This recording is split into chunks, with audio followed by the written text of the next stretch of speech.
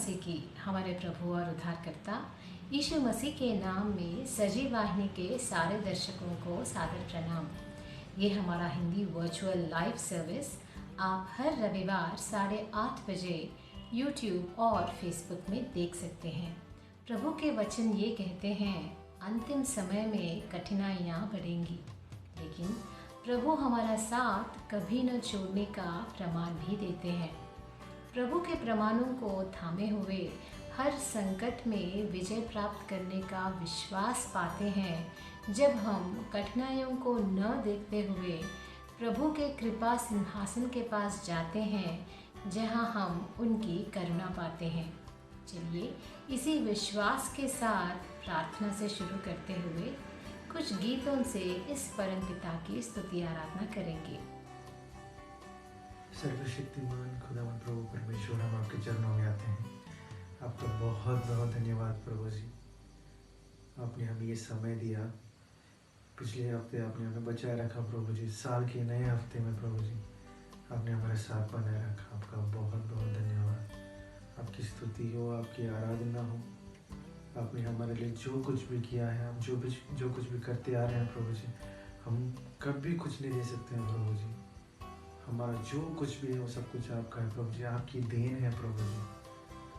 हम चाहते हैं, हमारे हृदय आपको सौंपना चाहते हैं प्रभु जी, आपके पैरों के तले रखना चाहते हैं, आपकी स्तुति करना चाहते हैं, आपसे प्रेरित होना चाहते हैं, वचन से बन पाना चाहते हैं प्रभु जी।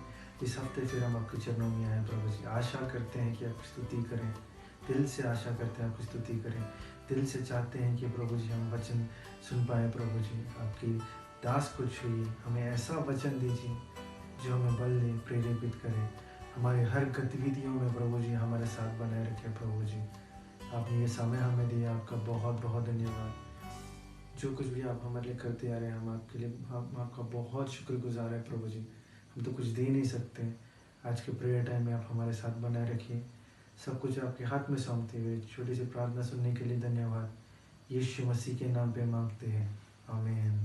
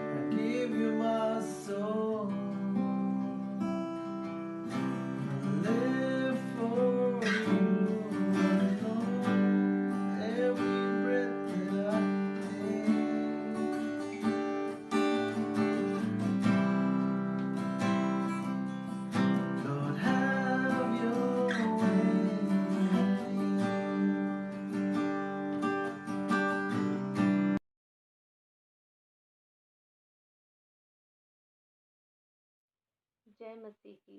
हर दिन के लिए, हर पल के लिए, आनंदित समय के लिए अपने परमेश्वर का धन्यवाद करते हुए आशा करते हैं कि हम सदा अपने ईश्वर में बने रहें। आज का दिन यहोवा ने बनाया है, हम उसमें आनंदित हों, आनंदित हों। आज का दिन यहोवा ने बनाया है, हम उसमें आनंदित हों, आनंदित हों। प्रभु को महिमा मिले, चाहे हो मेरा अपमान, वो बढ़े मैं घटूं, रहे इसी का ध्यान, वो बढ़े मैं घटूं, रहे इसी का ध्यान। आज का दिन यहोवा ने बनाया है, हम उसमें आनंदित हों, आनंदित हों। आज का दिन यहोवा ने बनाया है, हम उसमें आनंदित हों, आनंदित हों। स्तुति प्रशंसा करें, क्यों ना कुछ होता रहे। स्तुति प्रशंसा करें, क्यों ना कुछ होता रहे। उसको हम भाते रहें, चाहे जहाँ भी रहें। उसको हम भाते रहें, चाहे जहाँ भी रहें। आज का दिन यहोवा ने बनाया है, हम उसमें आनंदित हों, आनंदित हों। आज का दिन यहोवा ने बनाया है, हम उसमें आनंदित।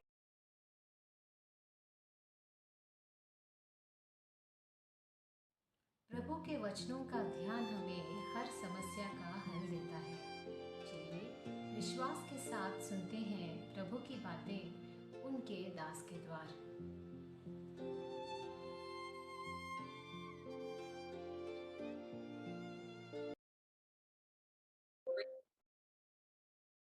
जय मसीह की आप सभी भाई बहनों को। और आज के संदेश के लिए हम प्रभु के एक नाम पर मनन करेंगे। वो नाम है अल्ता रोई। इसका अर्थ है यहोवा जो मुझे देखता है। और ये नाम पवित्र शास्त्र में इस नाम को प्रकट किया था प्रभु ने एक स्त्री के ऊपर। वो दासी थी, उसका नाम था हाजिरा। और आज हम उस उत्पत्ति के अध्याय में से पढ़ेंगे इस नाम के बारे में, किस प्रकार प्रभु हमारी ओर भी देखता है।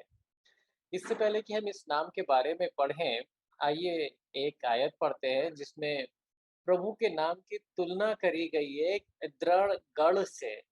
और ये है नीति वचन उसके 18वें अध्याय में। तो नीति वचन उसका 18वां अध्याय और 10वीं आयत, यहाँ पर ऐसा लिखा है, यहोवा का नाम दृढ़ गढ़ है, धर्मी उसमें भागकर सब दुर्घटनाओं से बचता है। धनी का धन उसकी दृष्टि में गढ़वाला नगर है और ऊंची बनी हुई शहरपनाह है। तो यहाँ पे आप देखिए कि यहोवा के नाम की जो तुलना करी जा रही है वो दृढ़ गढ़ से करी जा रही है। और उसके बाद जो धर्मी लोग हैं वो उनकी क्या, जब वो यहोवा के इस नाम को इस प्रकार से जानते हैं तो दुर्घटनाओं के और ज़रूरत के समय किस प्रकार वो भाग के जाते हैं इस दृढ़ गढ़ की ओर। और उसके बाद ये भी लिखा है कि जिस प्रकार धनी का धन उसकी दृष्टि में एक गढ़ वाला नगर होता है, वैसे ही विश्वासियों के लिए यहोवा का नाम है। तो जब यहाँ लिखा है कि यहोवा का नाम दृढ़ गढ़ है, तो इसका क्या अर्थ है? पुराने समय में जो ये दृढ़ गढ़ हुआ करते थे या फिर ऊंचे गढ़ हुआ करते थे, ये मुसीबतों के समय, कठिन परिस्थितियों के समय जब कोई शत्रु आक्रमण कर देता था या नगर में किसी और प्रकार की परेशानी होती थी, तो लोग दृढ़ गढ़ की ओर जाते थे और ये एक शरण स्थान होता था। तो यहोवा का नाम हमारे लिए एक शरण स्थान के समान है। दूसरी बात दृढ़गढ़ से है कि जब वो लोग उस दृढ़गढ़ में होते थे, तो वो एक ऊंचाई पे होते थे, वो एक सुरक्षित जगह पे होते थे। तो वो एक तरीके का उनके लिए बल भी होता था। तो यहोवा का नाम, परमेश्वर यहोवा का नाम हमारा शरण स्थान है और हमारा बल भी है। और तीसरी बात, दृढ़गढ़ जो होते थे वो ऊंचे गढ़ होते थे। तो क्या है कि कभी भी किसी को भी किसी भी समय वहां भाग के जाना है तो उनको पता रहता, तो वो सहज से मिलने वाले होते थे। तो इसी प्रकार दाऊद ने एक भजन में लिखा है, भजन 46:1 में लिखा इस प्रकार है कि परमेश्वर यहोवा हमारा शरण स्थान और बल है, संकट में अति सहज से मिलने वाला सहायक है। तो आप देखिए, जो प्रभु का नाम है वो इस समान है। प्रभु का नाम दिखाता है प्रभु के चरित्र को, उसके गुणों को, और किस प्रकार से वो अपने लोगों के साथ व्यवहार करता है। जो लोग उससे प्रेम करते हैं, जो लोग उससे भय करते हैं, जो लोग उसके नाम को मानते हैं, उनसे किस प्रकार व्यवहार करता है। जब हम यहोवा का नाम जानते हैं तो हमारा विश्वास बढ़ता है और उस नाम में हमारा विश्वास रहता है। जैसे लिखा हुआ है ना कि धनी का धन उसकी दृष्टि में गढ़वाला नगर है। तो जब जो धनी व्यक्ति है उसके पास बहुत सारा धन है, तो वो उस धन पे भरोसा करता है कि मुसीबत के समय उस धन से मैं ये कर लूंगा, मैं वो कर लूंगा। उसकी दृष्टि में वो एक ऐसा दृढ़ होता है, पर असलियत में कई बार जो धन है वो अनिश्चित है, वो अविश्वसनीय है। कई बार धन से हर चीज नहीं आ सकती है। और उसकी दृष्टि में एक ऊंची बनी हुई शहरपनाह है, परंतु हमारे लिए परमेश्वर हमेशा हर परिस्थितियों में ऊंचा दृढ़ गढ़ है। और हम विश्वासी उसके नाम को जानते हुए, उसके चरित्र को जानते हुए उसकी तरफ भाग के जाते हैं। ऐसा ही लिखा ना नीति वचन 18:10 में कि यहोवा का नाम दृढ़ गढ़ है, धर्मी उसमें चलकर नहीं, भाग कर सब दुर्घटनाओं से बचता है। तो जब हम परमेश्वर यहोवा के नाम को जानते हैं, उसके चरित्र को जानते हैं, जैसा उसने पवित्र शास्त्र में लिखा है, हम जरूरत के समय सहायता जब हमें चाहिए तो भाग के परमेश्वर की ओर जाते हैं, उसके नाम पर विश्वास करते हैं और उससे सहायता हमें मिलती है। और अब देखिए, कुछ जगहों पे दाऊद ने इन चीजों को अपने जीवन में अनुभव किया और उसने कई बार ऐसी बातें लिखी। अभी हमने एक भजन पढ़ा था ना, भजन 46 से। एक और भजन देखते हैं, दूसरा भजन है भजन 18:1। यहाँ पर फिर दाऊद लिख रहा है कि परमेश्वर हे मेरे बल। देखिए, परमेश्वर को अपना वो बल बोल रहा है। जैसे हमने दूसरे भजन में बोला था कि परमेश्वर परमेश्वर उसका नाम हमारा शरण स्थान है, हमारा बल है। तो हे परमेश्वर मेरे बल, मैं तुझसे प्रेम करता हूँ। भजन 18:2, यहोवा मेरी चट्टान, मेरा गढ़, मेरा छुड़ाने वाला, मेरा ईश्वर, मेरी चट्टान है, जिसका मैं शरणागत हूँ। वहाँ मेरी ढाल, मेरी मुक्ति का सींग है, वहाँ मेरा ऊंचा गढ़ है। एक दूसरे भजन में भजन 20:7 में ऐसा लिखा है कि किसी को रथों का, किसी को घोड़ों का भरोसा है। रथ और घोड़ों में, घोड़े अगर जब होते हैं हम किसी की सेना में, उस समय रथों और घोड़ों पे बहुत भरोसा होता है क्योंकि उनसे उनकी सेना की शक्ति बढ़ती है। पर दाऊद क्या लिख रहा है कि किसी को तो रथों को, किसी को घोड़ों का भरोसा है, परंतु हम तो अपने परमेश्वर यहोवा के ही नाम लेंगे। परमेश्वर के नाम पर भरोसा करेंगे क्योंकि उसका नाम में हमें पता चलता है कि वो किस प्रकार से हमारी सहायता करता है। वे तो झुक गए हैं, गिर पड़े हैं, परंतु हम उठे और सीधे खड़े हैं। तो देखिए रथों पर, घोड़ों पर भरोसा करने वाले भी गिर जाते हैं। उनसे बड़ी उनसे कोई और बड़ी सेना आ जाती है जिनसे उन्हें पराजय मिलती है। परंतु जो लोग परमेश्वर यहोवा के नाम पर विश्वास करते हैं, वो गिरते नहीं हैं, वो झुकते नहीं हैं, वो उठकर सीधे खड़े होते हैं।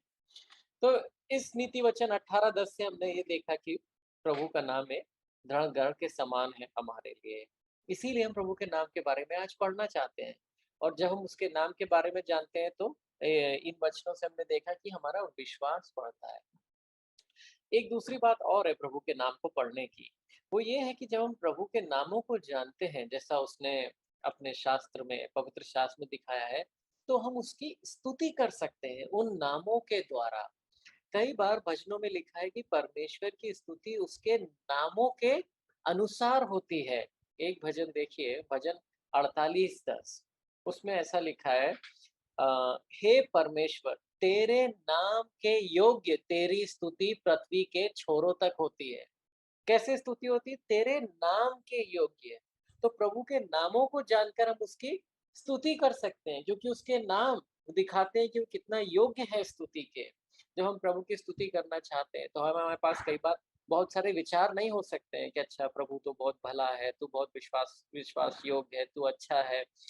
फिर थोड़ी देर बाद हो सकता है कि हमारा मन भटक जाए, पर अगर हम नामों पर ध्यान दें तो क्या होगा? एक-एक करके हम नाम, कि परमेश्वर का नाम यहोवा है, परमेश्वर यहोवा यायरे है, परमेश्वर यहोवा राफा है, और परमेश्वर जैसे आज हम पढ़ने वाले हैं एल रोई है। तो उन नामों को याद कर के हम परमेश्वर की भी प्रशंसा कर सकते हैं। तो 2 कारण हमने देखे नामों को पढ़ने के। एक तो ये है कि जब हम परमेश्वर का नाम जानते हैं, तो वो हमारा शरण स्थान बनता है, हमारा बल बनता है, और मुसीबत के समय हमारा भरोसा बनता है। और दूसरा, हम उसकी प्रशंसा उसके नामों के द्वारा कर सकते हैं।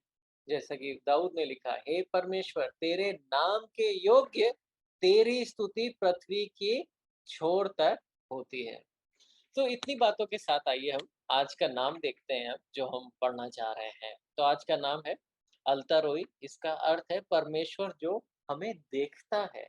ये बहुत ही दिलचस्प नाम है, और बहुत ही हमें उत्साह देने वाला नाम भी है। आप देखिए, चलिए इस पहली बार कहाँ लिखा हुआ है, तो हम उत्पत्ति की किताब में जाएंगे। उत्पत्ति की पुस्तक, उसका 16वां अध्याय। यहाँ पर सारे और अब्रम, इन दोनों के बारे में लिखा है। और इन सारे की एक दासी थी जिसका नाम था हाजिरा। और ये दासी सारे मिस्र में जब अब्राम और सारे गए थे, तो वहां से ये दासी लेकर आए थे। हम आपको पता होगा कि इस समय उत्पत्ति 16 अध्याय में इसहाक का जन्म नहीं हुआ है, और सारे और अब्राहम परमेश्वर की प्रतिज्ञाओं पे विश्वास कर रहे हैं। और इस बीच थोड़ा इनका विश्वास डगमगा जाता है सारे का।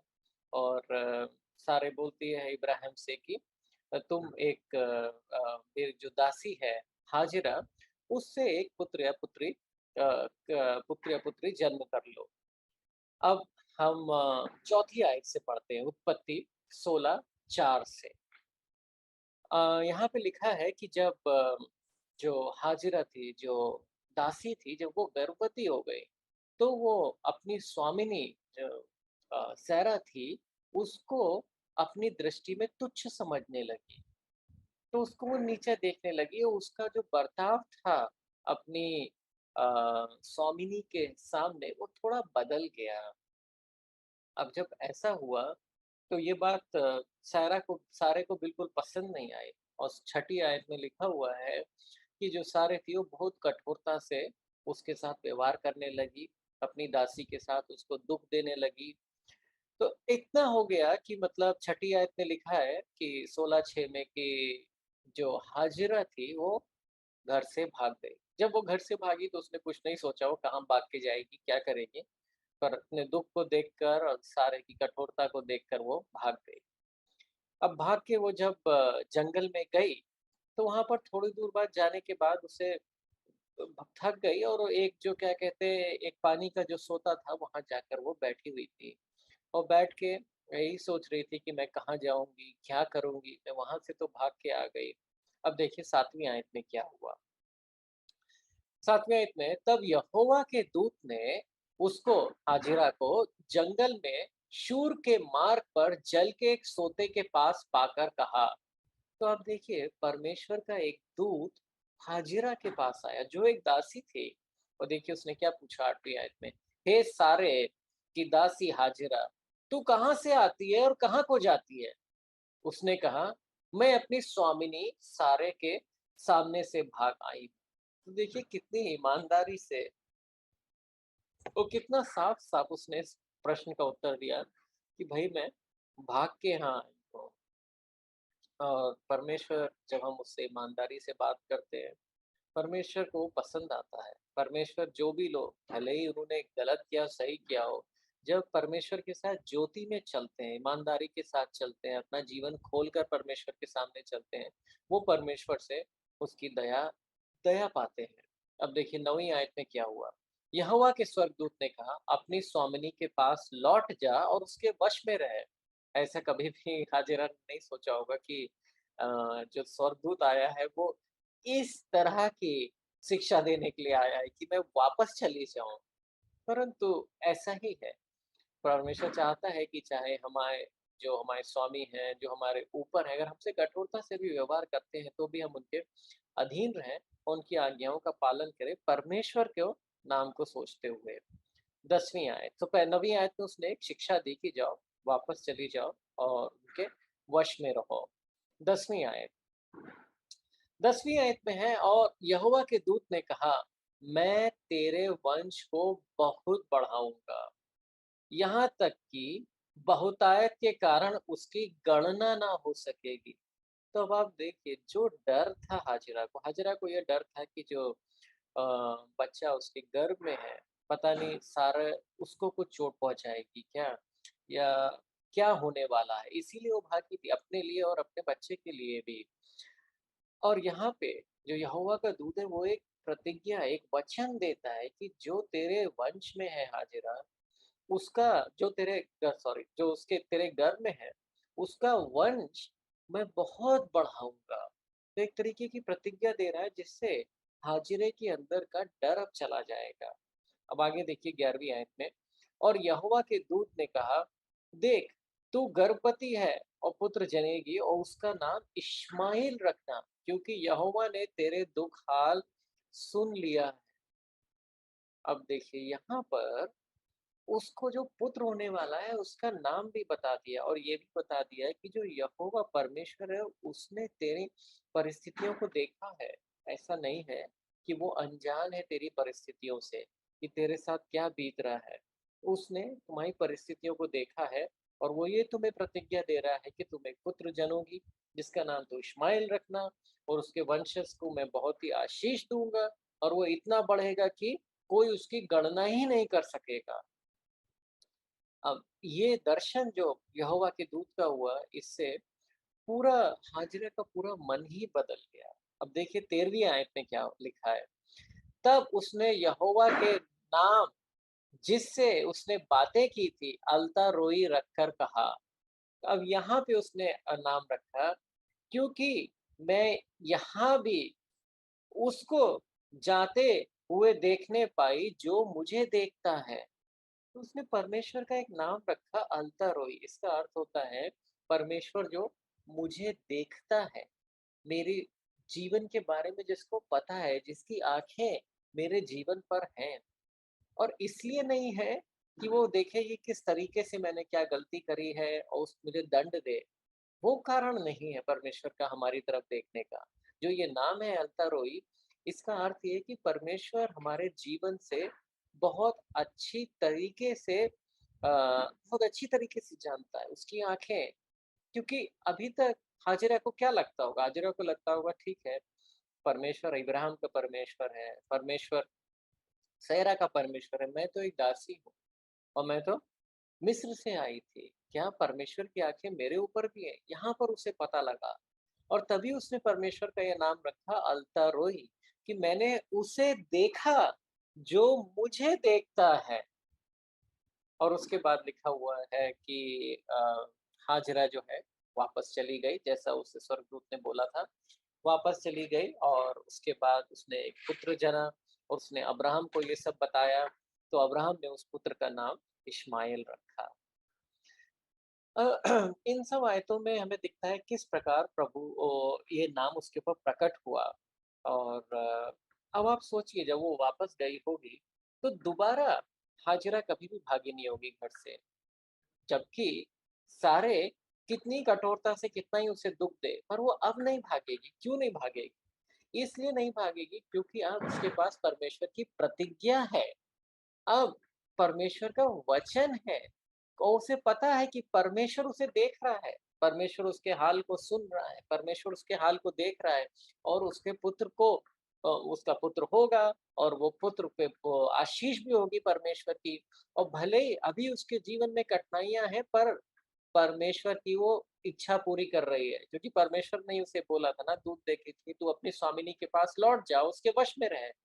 तो इस दर्शन की वजह से पूरा हाजिरा का रवैया ही बदल गया। अब जब वो वापस गई होगी, तो सारे तो और ज्यादा क्रोधित हुई होगी कि तू घर से भाग गई हो, फिर वापस आ रही है, कहाँ गई थी। पर हाजिरे को कोई कोई कोई भी परेशानी नहीं है, क्योंकि उसको प्रभु का एक दर्शन मिल गया है। और वो आराम से उन हालातों में भी रह सकती है जिनमें उसको दुख हो, क्योंकि वो परमेश्वर की इच्छा कर रही है। तो आप देखिए, ये परमेश्वर का जो नाम है, इसका कितना प्रभाव पड़ता है हमारे जीवन में, जब हम ये जानते हैं कि परमेश्वर हमें देख रहा है। यशाया की पुस्तक में एक बार परमेश्वर ने यही बात अपने लोगों से बोली थी। अ, यशाया की पुस्तक 40वें अध्याय में उसका 27 से 31 पढ़ते हैं। आइए, यहाँ पे लिखा हुआ है उस समय के बारे में जब लोग अपने मन में ऐसा सोचते थे कि परमेश्वर को तो हमारे बारे में कुछ पता ही नहीं है, परमेश्वर को हमारी कोई चिंता ही नहीं है। तो परमेश्वर ने यशाया के मुंह से ये भविष्यवाणी दी थी। और तो इस भविष्यवाणी को पढ़ने से पहले आप ये देखिए कि परमेश्वर किस किस वजह से देख रहा था हाजिरा को। उसे शिक्षा देने के लिए, एक तो यही बात कि उसे शिक्षा देने के लिए कि इस समय भागना नहीं, परंतु वापस जाना सही चीज है। और दूसरा किस लिए? प्रतिज्ञा देने के लिए। तो परमेश्वर हमें जब भी हमारी ओर देखता है, वो हमारी सहायता करने के लिए देखता है, हमें सही रास्ते पे भेजने के लिए देखता है, और हमारा विश्वास बढ़ाने के लिए देखता है। हाँ, अब आइए पढ़ते हैं 27वीं आयत। तो 27वीं आयत में यशाया की पुस्तक 40 और 27। हे याकूब, तू क्यों कहता है, हे इज़राइल तू क्यों बोलता है, मेरा मार्ग यहोवा से छिपा हुआ है, मेरा परमेश्वर मेरे न्याय की कुछ चिंता नहीं करता। तो ऐसा वो लोग अपने मन में बोलते थे और सोचते थे। और परमेश्वर बोल रहे तो ऐसा क्यों सोचता है कि परमेश्वर को मेरे बारे में कुछ भी नहीं पता है। 28वें आयत, क्या तुम नहीं जानते, क्या तुमने नहीं सुना, यहोवा जो सनातन परमेश्वर है, हमेशा का, और पृथ्वी भर का सिरजनहार है, उसी ने तो सब बनाया है। वह ना थकता है और ना श्रमित होता है, और उसकी बुद्धि तो अगम है। तो 29, वह थके हुओं को बल देता है और शक्तिहीनों को बहुत सामर्थ्य देता है। देखिए परमेश्वर क्यों देखता रहता है, जिससे वो थके हुओं को बल दे, शक्तिहीनों को और सामर्थ्य दे। तरुण तो थकते हैं और श्रमित हो जाते हैं, मतलब जवान लोग जो है वो थक जाते हैं, श्रमित हो जाते हैं, और जवान ठोकर खाकर गिरते हैं, किंतु जो लोग यहोवा पर भरोसा करते हैं, वे फिर से शक्तिशाली बन जाते हैं। तो यहाँ पे प्रभु ने बोला कि देखो, मैं तो पृथ्वी का सृजनहार, मैं तो सनातन परमेश्वर हूँ, मैं ना तो सोता हूँ ना थकता हूँ, और ना ही मेरे ज्ञान में कोई कमी है। तो तुम ऐसा क्यों सोचते हो? नहीं, ऐसा सोचना गलत है कि परमेश्वर को मेरी कुछ चिंता नहीं है। परमेश्वर जैसे हाजिरा के बारे में सब जानता था, हमारे बारे में भी सब जानता है। वो क्या चाहता है कि हमें वो बल दे, हमें वो सामर्थ्य दे, और हमें शक्तिशाली बनाए। और वो कैसे हम बनेंगे? जब हम परमेश्वर पे भरोसा करेंगे, जब हम परमेश्वर को जिम्मेदार परमेश्वर पे आरोप नहीं लगाएंगे कि उसे नहीं पता, परंतु उसकी प्रतिज्ञाओं पे भरोसा करेंगे। यही यशाया में लिखा हुआ है। और नए नियम में भी प्रभु यीशु मसीह ने इस बात पे बहुत जोर डाला था कि प्रभु हमको देखता है। प्रभु जो है हमारा वो क्या है? एल्तारोई, जो हमें देखता है।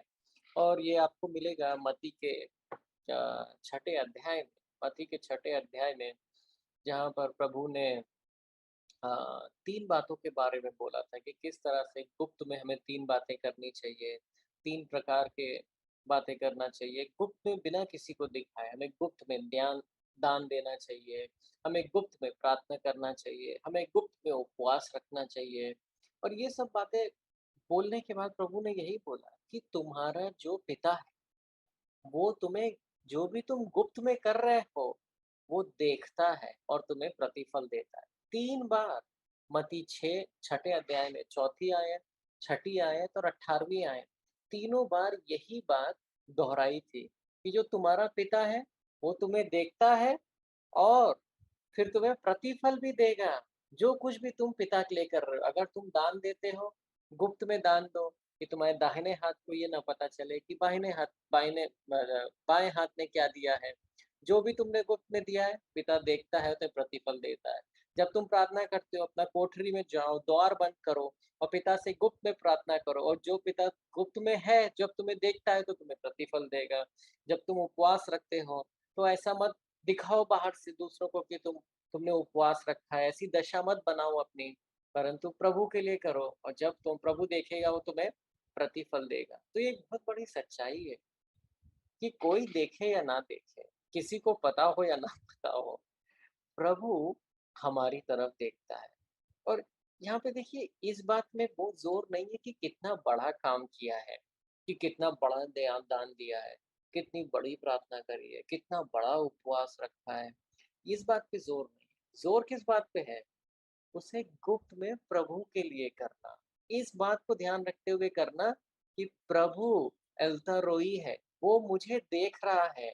भले ही कोई देख रहा हो या ना देख रहा हो, वो देख रहा है, और वो बहुत दिलचस्पी से देख रहा है। ऐसे नहीं देख रहा है जबरदस्ती देखना पड़ रहा है, दिलचस्पी से देख रहा है। और ऐसे नहीं देख रहा है कि कुछ करेगा नहीं देख के, दिलचस्पी से देख रहा है, इसलिए देख रहा है जिससे वो प्रतिफल दे हमें। तो इससे हमारे छोटे काम, कमजोर कामों में भी बहुत जान आती है, क्योंकि हमें ये पता लगता है कि प्रभु देख रहा है और वो बहुत ही अच्छा, भला और अनुग्रह से भरा हुआ है। जब वो प्रतिफल देता है तो भर के देता है। तो अब देखिए, ये जो सच्चाई है, जो परमेश्वर का नाम है एल्ता रोई, उसका हमारे जीवन पे बहुत फर्क पड़ता है। और इस नाम के बारे में हाजिरा ने ही नहीं, परंतु दाऊद ने भी इसके अनुभव किया अपने जीवन में। और उसने बहुत ही शुरुआत में इस बारे में अनुभव किया था कि प्रभु एल्ता रोई है, वो मेरी तरफ उसकी आंखें हैं, जो कुछ मैं कर रहा हूँ वो देखता है, उसे पता है। और इसका क्या प्रभाव हुआ दाऊद के ऊपर? ये प्रभाव नहीं हुआ दाऊद के ऊपर कि दाऊद डर गया, परंतु दाऊद के जीवन में, जैसे हाजिरा के जीवन में था, विश्वास बढ़ा प्रभु पे, और वो प्रभु की और प्रशंसा करने लगे। एक बार हम एक भजन देखते हैं जहाँ पे इस बारे में दाऊद ने बहुत कुछ लिखा है। भजन 139। ये भजन एक तरीके से तो इसी नाम के ऊपर ही है। वैसे ये नाम नहीं आता है इसमें अल्तारोई, परंतु इस नाम का वर्णन इस भजन में है। पहली आयत से पढ़ते हैं। भजन 139 और उसकी आयत 1। हे यहोवा, तूने मुझे परखा है, मेरे बारे में तू सब कुछ जानता है। अब एक बार तो ऐसा लगे कि प्रभु अगर हमारे बारे में सब कुछ जानता है, सच्चाई है, तो कैसे प्रभु हमसे प्रेम करता है। तो प्रभु का प्रेम ऐसे ही इतना महान है कि वो हमारे बारे में सब जानता है, हमारे सारे विचारों को जानता है, सब कुछ। अभी देखिए आगे पढ़ते हैं क्या क्या दाऊद लिखेगा। और यही बात उसको भी अचरज में डालेगी कि इतना जानने के बाद भी प्रभु हमसे बिना किसी शर्त के प्यार करता है। दूसरी आयत देखते हैं। तू जानता है कि मैं कब बैठता और कब खड़ा होता हूँ। तू दूर रहते हुए भी मेरे मन की बात जानता है। तो ऐसे रोजमर्रा की आम की बातें, बैठना, खड़े होना, और मन की बातें भी, दूर रहते हुए मन की बात को जानता है। हे यहोवा, तुझको ज्ञान है कि मैं कहाँ जाता हूँ और कब लेटता हूँ। मैं जो कुछ करता हूँ, सब कुछ तू जानता है। हे यहोवा, इससे पहले कि शब्द मेरे मुँह से निकले, तुझको पता होता है कि मैं क्या कहना चाहता हूँ। हे यहोवा, तू मेरे चारों ओर छाया है। मेरे आगे और पीछे भी तू अपना निज हाथ मेरे ऊपर हौले से रखता है। मुझे अचरज है इन बातों पर। देखिए, पर कि मुझे अचरज है इन बातों पर, जिनको तू जानता है, जिनका मेरे लिए समझना बहुत कठिन है। तो दाऊद बोलता है कि प्रभु इतना कुछ जानता है मेरे बारे में, वो अल्तरोई है, उसकी आंखें मेरे ऊपर पूरे समय है। वो ना कभी थकता है, ना ही कभी सोता है। वो प्रेम से मेरी ओर देखता है और सब कुछ जानता है। और दाऊद बोलता है ये बातें मेरे लिए समझना बहुत ही कठिन है, परंतु उससे वो डर नहीं रहा है। उसने क्या किया, ये गीत लिखा।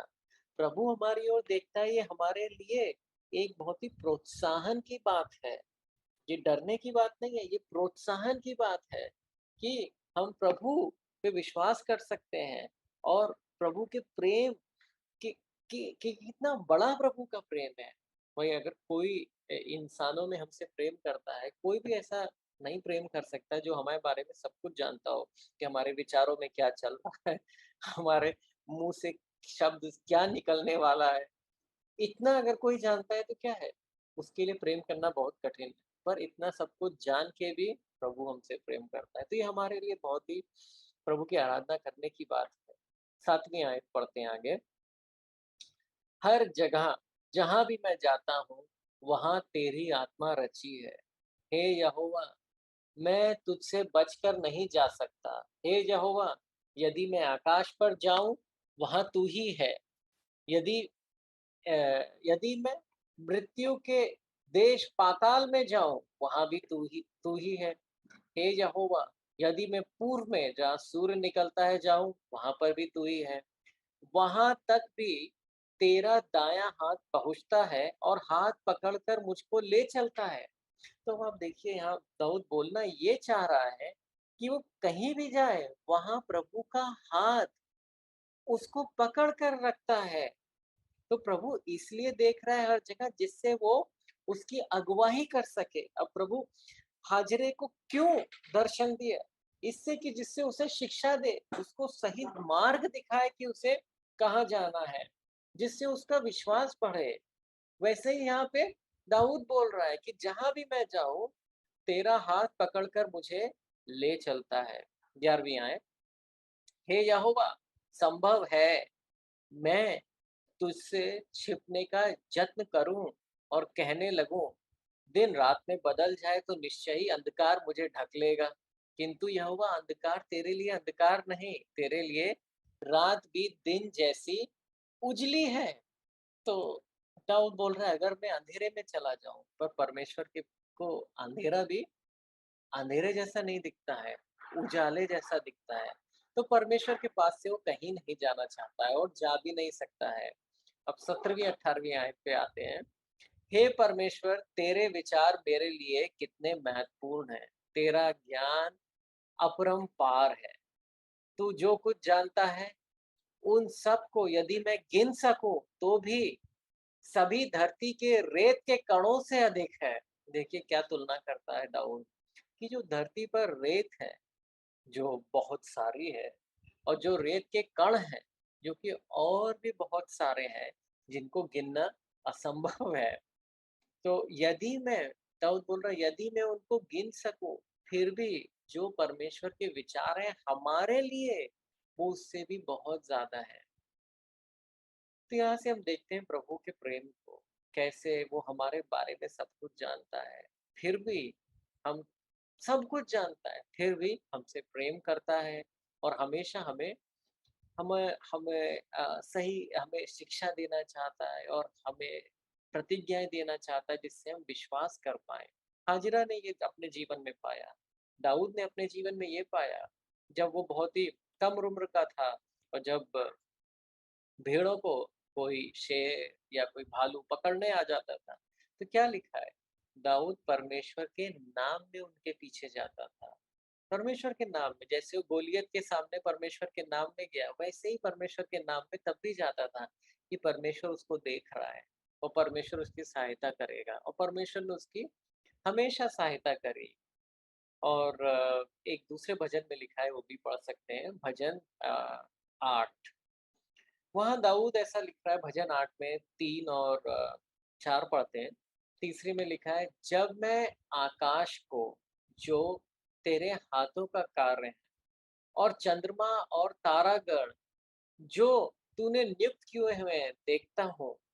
तो इसका अर्थ है कि जब भी दाऊद आकाश को देखता है जो कि इतना बड़ा है, और चंद्रमा, तारागण, ये सब जो भी प्रभु ने अपनी सृष्टि बनाई है, इन सब की विभिन्नता को देखता है, इन सब को कि उसको देखता है कितने बड़े हैं ये। तो चौथी आयत में देखिए, लोग तेरे लिए क्यों इतने महत्वपूर्ण हैं? तू उनको याद भी किस लिए करता है? मतलब जो मनुष्य है, वो क्यों महत्वपूर्ण है? मनुष्य तो बहुत ही कमज़ोर है, बहुत छोटा है, तू उसका स्मरण क्यों करता है? आदमी क्या है जो तू उसके सुधि लेता है या उसका ध्यान देता है? तो दाऊद दाऊद इस बात को जानता था और ये प्रश्न उसके मन में आता था कि प्रभु क्यों उसकी ओर देखता है? उसका उत्तर क्या है? उसका उत्तर यही है कि प्रभु यीशु मसीह ने हमें अब परमेश्वर का पुत्र और पुत्री बनाया है।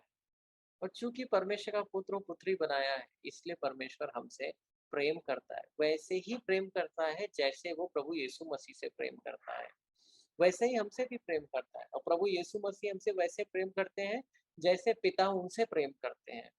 और उस प्रेम की वजह से ही प्रभु अलता रोई है। प्रभु किस लिए देख रहा है? ध्यान रखने के लिए देख रहा है। किस लिए देख रहा है? सामर्थ्य देने के लिए, प्रतिज्ञा देने के लिए। किस लिए देख रहा है? शिक्षा देने के लिए, ज्ञान देने के लिए।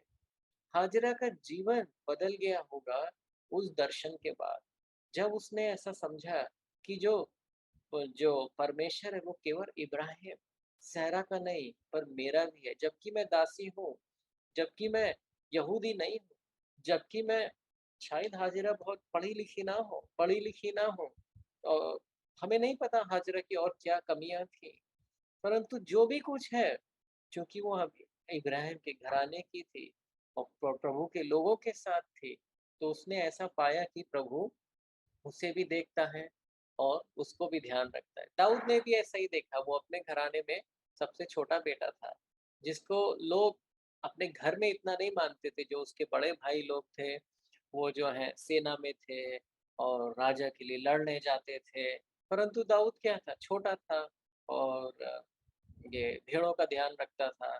और लोगों की आंखें दाऊद पर नहीं थी, परंतु जब दाऊद ने जाना कि परमेश्वर की आंखें उसके ऊपर हैं, तो दाऊद की आंखें भी परमेश्वर पे रहने लगी।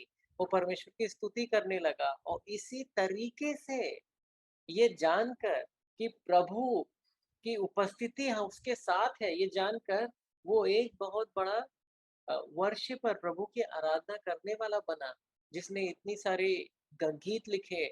और जो पुस्तक है भजन की, वो दाऊद ने, बहुत सारा दाऊद के ही गीत हैं उसमें, और प्रभु के हृदय के समान वो बना।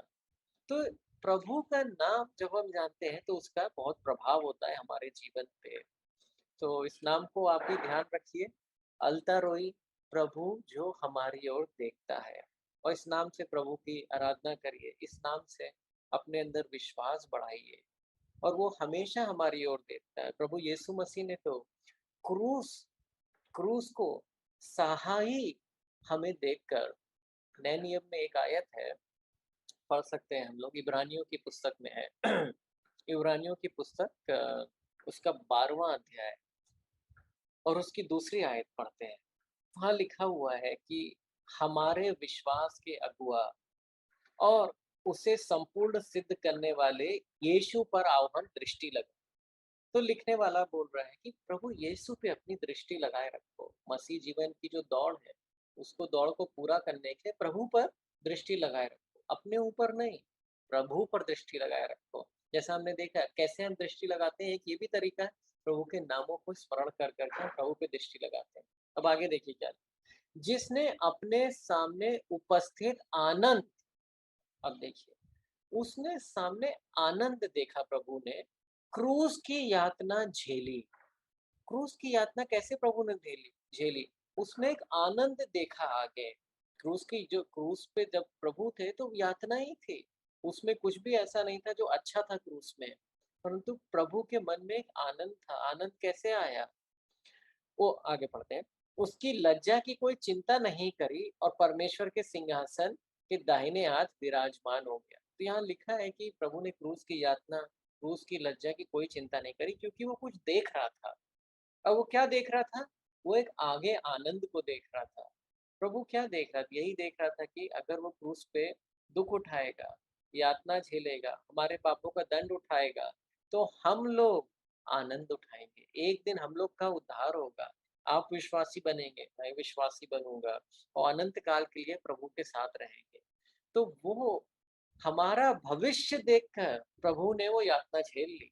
उसने उस लज्जा को बड़ा नहीं माना, उस लज्जा की चिंता नहीं करी और क्रूस पर हमारे पापों के लिए, हमारी दुर्बलताओं के लिए, हमारी बीमारियों के लिए अपनी जान दी। तो प्रभु हमारी तरफ देखता है।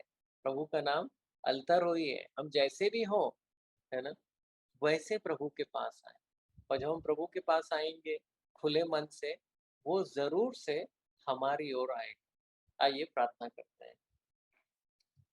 हमारे परमेश्वर पिता, हम आपका धन्यवाद देते हैं प्रभु यीशु मसीह के लिए, जिसने क्रूस की यातना, क्रूस की लज्जा सही और हमें आज आनंद दिया, उद्धार का आनंद दिया, पापों की क्षमा दी। हम आपका धन्यवाद देते हैं पिता। और आपका धन्यवाद देते हैं अपने पवित्र शास्त्र में दिखाने के लिए कि आप कैसे अल्तारोई हैं। वो परमेश्वर जो हमारी ओर देखता है, जो हमारी ओर देखता है, जो कभी थकता नहीं, जो कभी सोता नहीं, जो पृथ्वी का सर्जनहार है, वो हमारी ओर देखता है। जिसकी बुद्धि अगमन, वो हमारी ओर देखता है। इसलिए देखता है जिससे कि वो हमें शिक्षा दे सके, जिससे हमारा विश्वास बढ़ा सके, हमें वचन दे सके, जिससे हमें अपनी ओर और आने के लिए प्रेरणा दे सके। हम आपका धन्यवाद देते हैं। कैसे हाजिरा ने अपने जीवन में इसका अनुभव किया, कैसे दाऊद ने इसका अनुभव किया और कैसे उसने लिखा कि जितने विचार आपके हमारी ओर हैं वो बहुत हैं, उनको हम गिन नहीं सकते। आपका धन्यवाद देते हैं प्रभु। हम में ऐसी कोई खूबी नहीं, बल्कि हमारे अंदर तो बहुत सारे पाप हैं। क्षण के बाद क्षण किसी न किसी तरह के पाप है, पर फिर भी आप अपनी करुणा की आंखों से हमारी तरफ देखते हैं, अपने अनुग्रह से हमारी तरफ देखते हैं। पिता के समान बच्चों को हाथ पकड़कर आगे ले जाते हैं। हम आपका धन्यवाद देते हैं इस करुणा के लिए, इस दया के लिए, इस प्रेम के लिए जो हमारी समझ से बाहर है।